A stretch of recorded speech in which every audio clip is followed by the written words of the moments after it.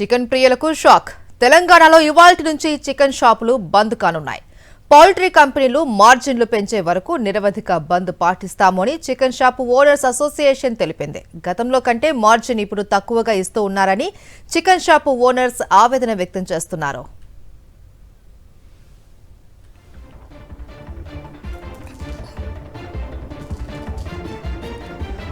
Chicken విక్రయాలపై వస్తున్న లాభాలు తక్కువగా ఉండటంతో షాపులు నిర్వహించడం కష్టంగా మారినట్లు అసోసియేషన్ నాయకులు చెబుతున్నారు.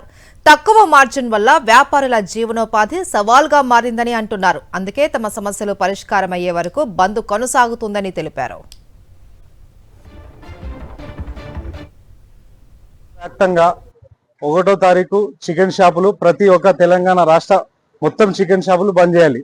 మనకు తగిన మార్జిన్ ఇవ్వకపోతే ఇది ఒక రోజు కావచ్చు, వారం రోజులు కావచ్చు, నెల రోజులు కావచ్చు, ఈ బడా బడా కంపెనీ వాళ్ళు దిగి వచ్చి మన మార్జిన్ మనకిస్తే, వాళ్ళు వచ్చి ప్రెస్ మీటింగ్ పెట్టుకొని మన మార్జిన్ మనకిస్తే మేము కాంప్రమైజ్ అవుతాం. అంటే వాళ్ళు మనకు తగిన మార్జిన్ ఇవ్వాలి. 1 ఇయర్ కాదు, 2 ఇయర్ కాదు, మనకు అగ్రిమెంట్ రాసియాలి వాళ్ళు.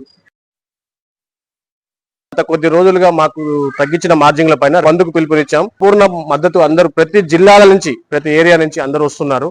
ఇందిరా పార్క్ ధర్నా ఉంది. ఈ రోజు కొంతమంది ట్రేడర్లు కానీ, బడా బడా కంపెనీలు కానీ మేము ఏదో చాటుగా కోళ్ల బండ్లు పంపిస్తున్నాం.